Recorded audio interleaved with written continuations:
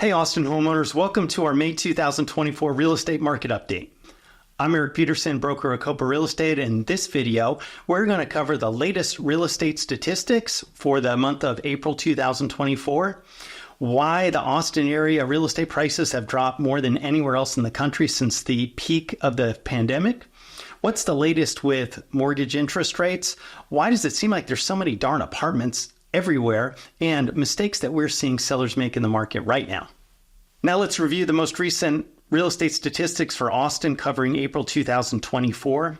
There were 6,512 active single-family homes for sale with 3,785 under contract. 2,416 homes sold, which was up 5.2%. Average price per square foot was $268.84, which was basically the same as last year. Average sales price was $619,250, up 2.8%. And the median sales price was the same as last year at $475,000.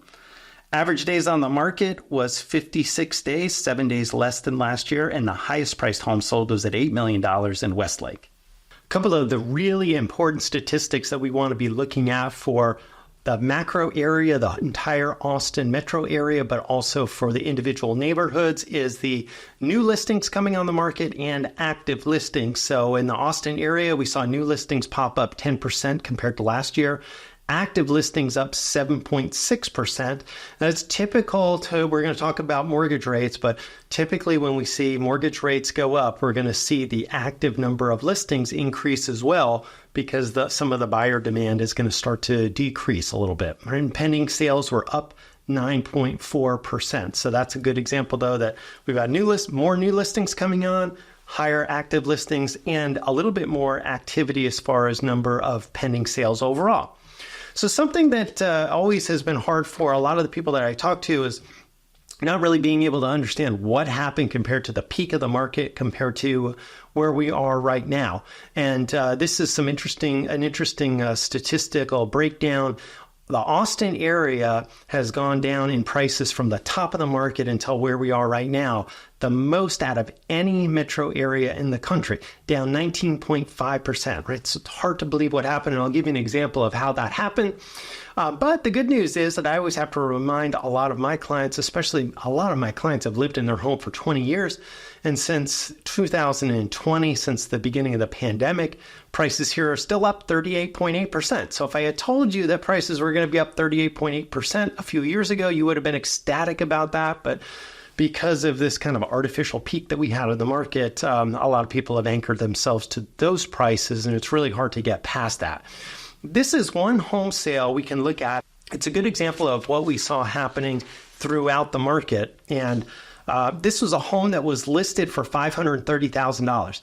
I was not the listing agent on this home, but I did sell a house nearby a couple months later. And when I saw this as a comparable sale, and even the seller of the home that I was selling, we looked at it. It was just like, I don't know how this happened. And we certainly couldn't use it really as a comp because the market had already adjusted back by the time we were on the market. But it was listed for $530,000, just on the market a couple days, and wound up selling for $684,000. And when we think about these prices, right, that $684,000 and the market value up there, we're often thinking that prices were rising incrementally. And so there would have been another buyer that was at $684,000 and somebody at $680,000 or $670,000, right? $684,000, $675,000, $670,000. But realistically, there probably wasn't another buyer, maybe within $100,000 of that final price. And so that market value deteriorated as if you were following what we were talking about, kind of like we predicted, because we could see on our own listings that the high-priced listing of what the home sold for, there really wasn't another offer that was anywhere close to that. And so here we go, 2 years later, the people who bought that house are putting the home back on the market for only $550,000. And so it's probably a good story for them. Realistically, people, I see a lot of people that they're missing out on years of their grandkids and they can't move on to a better life because they're anchored to a $684,000 sales price that really only existed for a brief moment in time. And that's why the prices have dropped so much. It's actually not that the prices have dropped that much from whatever you might truly call market value. It's just that total flame up of prices that happen. And so these guys are going to move on with their life, and you can see how it is. So even if the people who paid $684, they realize their house is maybe only worth $550 today and they're ready to move on, that's great. A lot of other people are still over here and they're saying, I'm not going to move until prices are back up to $684. It's probably going to be a long time before that happens again. All right, now let's take a look at mortgage interest rates. And at the beginning of the year, we were also optimistic because rates had dropped down to about 6.5%. And I can remember one of my home selling seminars that I did in January, I thought somebody was going to fight me because I was telling people I didn't really know what was going to happen to interest rates. And generally, I don't know what's going to happen. But he was so sure in telling everybody else the rates were going to be 5.5% by June, and that everybody should wait to sell their house until June, July, when rates were going to be better. And so what we've seen happen now is that we're closer back to 8% than we are to certainly closer to 5.5%. And in April, we saw rates pop up about 0.5% in a day or two when some inflationary data came out. And so it looks like the Federal Reserve rate cuts are going to get pushed farther into the year and maybe not cutting rates as many times as what we had hoped was going to happen at the end of last year and back in January. And so this is really important for you if you're selling a house and you've got to be able to make plans on this. You've got to be talking to people who are active in the market every day, because I just talked to somebody who was thinking about putting their home on the market, and I was giving him this information about what's happening today. And all he kept saying is that some other agent had told them that the market was really picking up. And so I'm guessing that she told them that back in January, maybe February, and not so much in April when rates have gone back up to 7.5%. And so that's a big mistake that I'm seeing people make in the market. Fannie Mae has adjusted their mortgage interest rate projections to where they're still expecting rates to be 6% or higher all the way through 2025. So that means that I don't know that we're going to see a huge pop in the market anytime next year, certainly one that likely would change anyone's fortune. So if you're thinking about, should I put my home on the market today or should I wait until next year? I don't know. Give me a call and we can talk about it. When people ask me if how is the market, I always ask them, well, are you comparing it to 2 years ago or are you comparing it to a year from now? And that really, we need to be looking into the future when we're talking about how's the market. And, if you're like me, as you're driving around, right, it doesn't seem like there's another apartment complex everywhere you go. I mean, I was in downtown Austin the other day. It's been a while since I've done that. And just on my drive downtown, I came across so many apartment complexes that I didn't know were existing. And so if you're thinking there's a lot of apartments being built, well, you're right. And if you look at the forecasts for multifamily unit completions, Austin is again leading the nation in the projected multifamily apartment completions by 2029, right? So what does this mean? Well, several things. If you're a real estate broker, it's a whole lot of people that might want to buy houses, right? So maybe good for me. For real estate prices, we'll have to see, because certainly in the short run, in the next year or two, there's an oversupply of apartments. And so these apartments are going to have to be giving people deals. And that comparison between what somebody could rent an apartment for and what they can buy a house for is going to be an even bigger spread in the near future. Eventually things will all work out, but that may cause some problems. You're going to say, well, somebody that lives in an apartment isn't a home buyer. That's not true. Although people that live in apartments somewhat, but a lot of those people are eventually going to be home buyers, right? I lived in an apartment. I own a house today. So that only makes sense. Second thing is that it will have an impact on both single family home rentals to some extent, but definitely condo rentals. And in fact, I'm already seeing prices in the areas where we work for condos that are being rented are coming down off of the prices they were rented for a year or two ago. So this is definitely good news for anybody that's wanting to rent an apartment or even probably rent a house or a condo. It probably means that prices are going to be more moderated for the near future, maybe till 2029.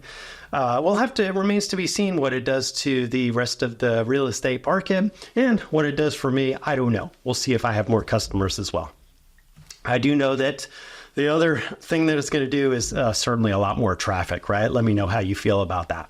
And then let me tell you about a couple of mistakes that I'm seeing in the market from people. And one I've already talked about is you've got to be getting information that's current. When I do these seminars, I talk to people, you got to be paying attention to the data. So look at what's going on in March and not base it on what's happening in January. And so this is especially true of somebody that I was talking to about a home that they're going to be selling in Treviso.